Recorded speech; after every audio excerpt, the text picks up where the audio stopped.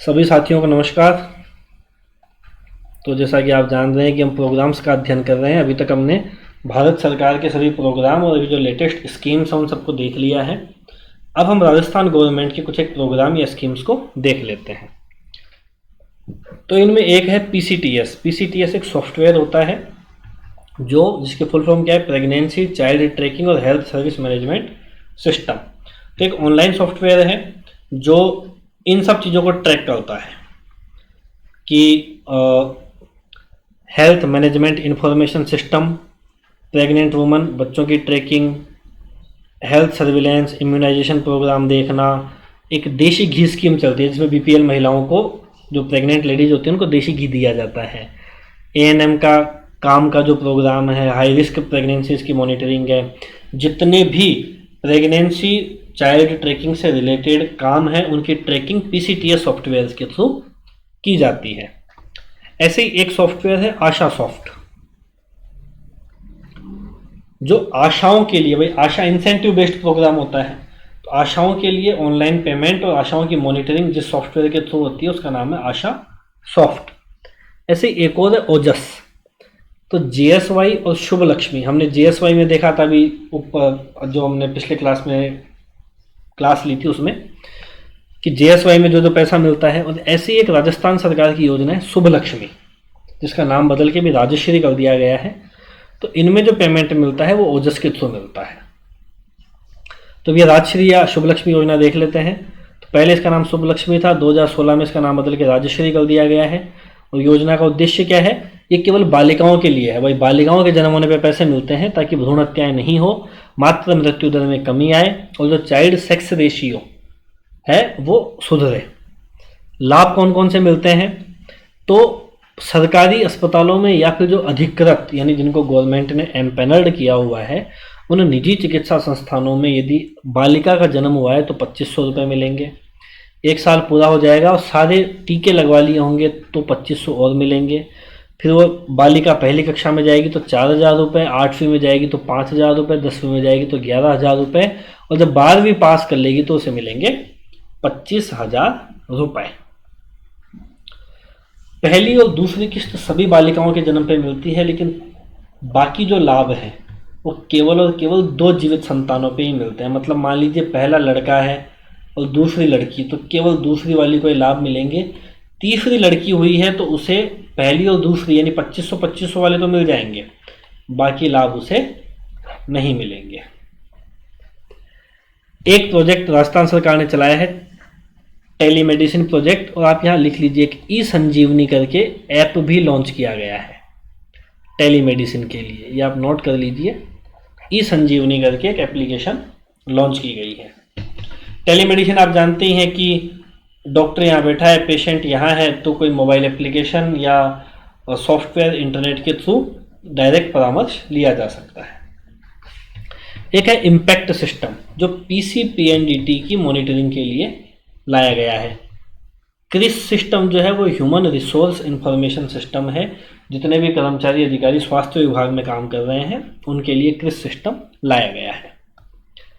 एक आता है एमटीसी, माल न्यूट्रिशन ट्रीटमेंट सेंटर। ये कुछ केंद्र बनाए गए हैं जहाँ पे जो सीवियर माल नरिश्ड चिल्ड्रन होते हैं उनका उपचार किया जाता है। उनको हॉस्पिटल में एडमिट किया जाता है, तब तक रखा जाता है जब तक जो भी स्टैंडर्ड है उनके हिसाब से बच्चे का वजन नहीं बढ़ जाए, और पूरा का पूरा इलाज फ्री में होता है। और जो परिजन है, भाई बच्चे के साथ में परिजन तो रहेंगे ही, उनको 100 रुपये प्रतिदिन के हिसाब से कंपनसेशन दिया जाता है। मतलब डेली के 100 रुपये दिए जाते हैं। और जब बच्चा एडमिट रहता है तो उसको जो खाना दिया जाता है उसको बोलते हैं थेरेपेटिक फूड ऐप 75 या थेरेपेटिक फूड ऐप 100, जिसमें दूध, मुरमुरे, शक्कर और तेल मिला होता है। एक नेशनल न्यूट्रिशन मिशन या पोषण अभियान, इसके बारे में हम बात कर चुके हैं। इसके अंतर्गत 2 टर्म और है जो आपको ध्यान रखने हैं। एक तो है IMAM और एक है CMAM। CMAM, IMAM। IMAM का मतलब है integrated management of acute mall nutrition, और CMAM का मतलब है community based management of acute mall nutrition. ऐसे राजस्थान सरकार ने चलाया मिशन चिरायु, केवल 8 जिलों में, बाड़मेर, धौलपुर, जालौर, करौली, राजसमंद, सवाईमाधोपुर, सिरोही और उदयपुर। और इसमें मुख्यतः 4 बिंदुओं पे काम किया जाता है। कि एक तो ये जो भी 8 ज़िले हैं, इनमें से हर ज़िले में 1 या 2 स्पेशल न्यूबॉर्न केयर यूनिट को पूरी तरह से मजबूत करना, जो डिस्ट्रिक्ट हेल्थ फैसिलिटी पे होता है।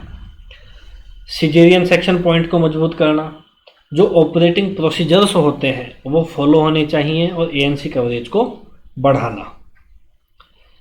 एक आता है आईडीसीएफ, इंटेंसिफाइड डायरिया कंट्रोल फोर्टिफाइड, या इसको सशक्त दस्त नियंत्रण पखवाड़ा भी बोलते हैं।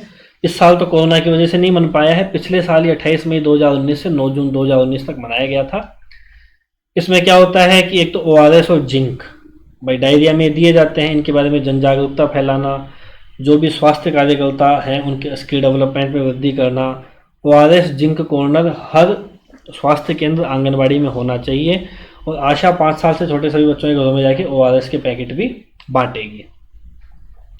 ये हम बात कर चुके हैं। ये राजस्थान में कितना पैसा मिलता है वो दिया है ना, महिला नसबंदी पे कितना, पुरुष नसबंदी पे कितना, और यदि तुरंत प्रसवोत्तर करवाई है तो कितना पैसा मिलता है, यानी डिलीवरी के तुरंत बाद यदि नसबंदी करवा ली है तो कितना मिलता है। मिशन परिवार विकास, एमपीवी का मतलब है मिशन परिवार विकास वाले राज्यों के लिए पैसा ये है ना, ये थोड़ा ध्यान रखना है। मिशन परिवार विकास वाले राज्यों को थोड़ा पैसा अलग मिलता है, और जो मिशन परिवार विकास में नहीं है उनको ये मिलता है। एक फैक्ट है भाई, पुरुष नसबंदी दिवस कब मनाया जाता है? हर महीने के तीसरे बुधवार को पुरुष नसबंदी दिवस मनाया जाता है।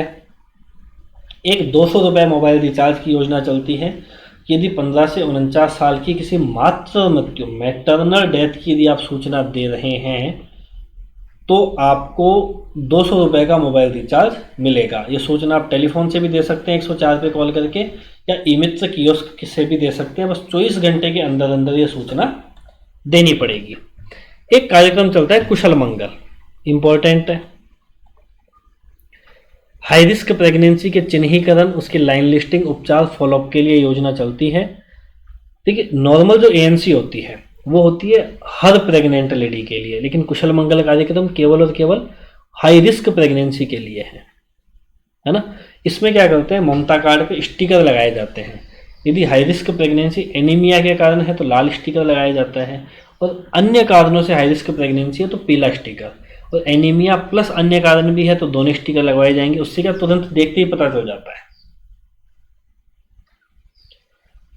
एक एचआरपी का फैक्ट है कि 3000 की यदि आबादी है तो उसमें गर्भवती महिलाएं लगभग कितनी मानी जाती हैं? 70 से 75।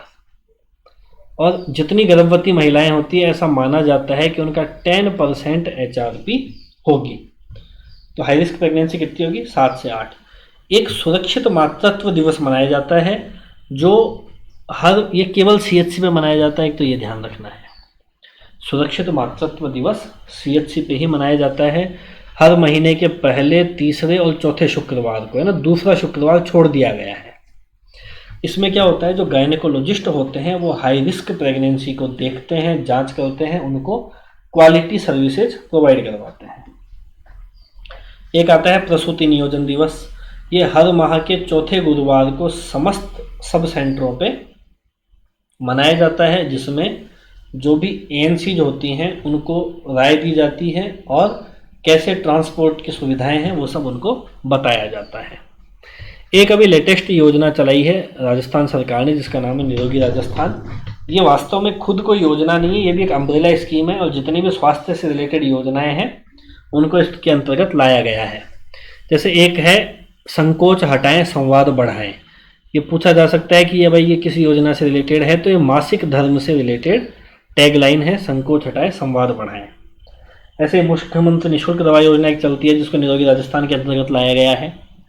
इस योजना के तहत अलग अलग फैसिलिटीज पे कितनी दवाइयाँ निःशुल्क मिलेगी ये होता है।